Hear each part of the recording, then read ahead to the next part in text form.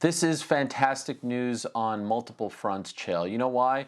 Number one, the original plan for this fight was for it to happen in August or September. They wanted it to happen after The Ultimate Fighter. Obviously, historically, you tape the season of The Ultimate Fighter. The two coaches then fight afterwards. So this airs in the summertime. They would fight afterwards. The problem with that historically has been that kind of backs up a division. Now, I know Usman just fought, but that means Masvidal's not fighting until late summer, early fall, and that means the rest of the division gets backed up. And oh, by the way, this is the division that is kind of giving us some grief because it's the most backed up one. So instead, it's happening in a month and a half. Tremendous news, not only for us, but tremendous news for the Leon Edwards of the world, for the Colby Covingtons of the world, for the Wonderboy Thompsons of the world, for the Michael Chiesas of the world, because that means this thing is moving along. I love everything about it. Now, do I wish Masvidal would get a full training camp? Because let's be honest, a month and a half isn't a full training camp, but it's longer than he got back in July, in the summertime. He got a week for that fight,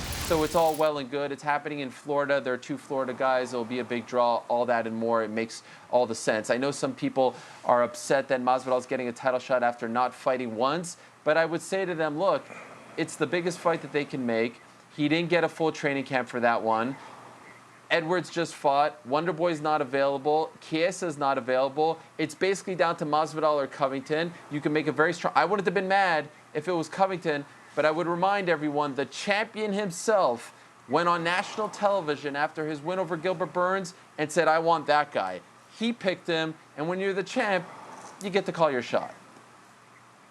And Ariel, I got to tell you, because you're talking about training camps, okay? And the whole story of this fight is Masvidal fighting Usman and Masvidal stating afterwards two things. First, and I quote, I learned what I needed to learn. If I were to rematch him, second thing, and have a full training camp, I could beat him. Now, I bring that to you because us as fans are very much buying into that idea, Ariel. If you were to go back and you were to look at this fight, not watch the fight, if you were to go look at it on paper, they fought 5 full rounds.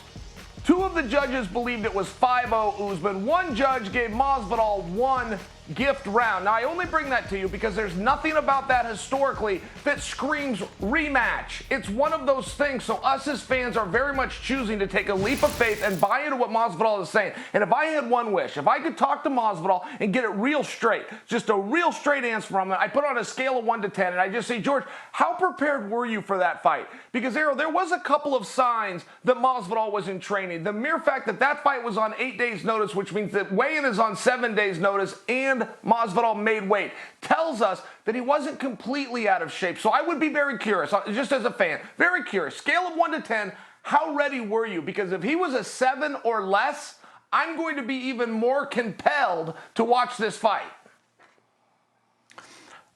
I would just add, Chael, that the odds makers right now in Vegas have Usman listed as a minus 280. I think Masvidal's like a plus 285. I think they got it right for right now. That can obviously change between now and April 24th. I also think it's fair to say that Usman, given his skill set, given the fact that he won 5 rounds to none back in July, should be the favorite. And by the way, I also feel comfortable saying I think this fight will be a lot more competitive than their first fight back in July. Now, ultimately, do I know who's going to win? No. And I think the odds makers, like I said, got it right. But I would just say that I think Masvidal is a much better fighter than the one that we saw back in July of 2020. And I would also say that if you look at the fight, yes, Usman at the end of the day won each round, but it wasn't like he was beating him up. This wasn't Holloway Cater of a couple of months ago. It was, a guy using a perfect game plan to negate his opponent who took a fight on a week's notice. I think this next fight, the rematch, is going to be a lot closer than the first one, and I think Masvidal is going to represent himself a lot better than he did the last time.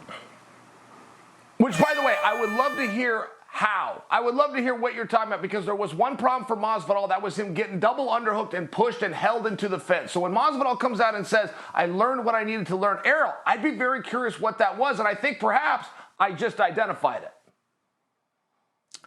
Yeah, this is what we call in the TV biz a tease, Chael. Why should I give you the game plan right now? We got a month and a half to talk about this fight. And so in due time, I will tell you how he'll make it closer. Thank you for watching ESPN on YouTube. For live streaming sports and premium content, subscribe to ESPN+.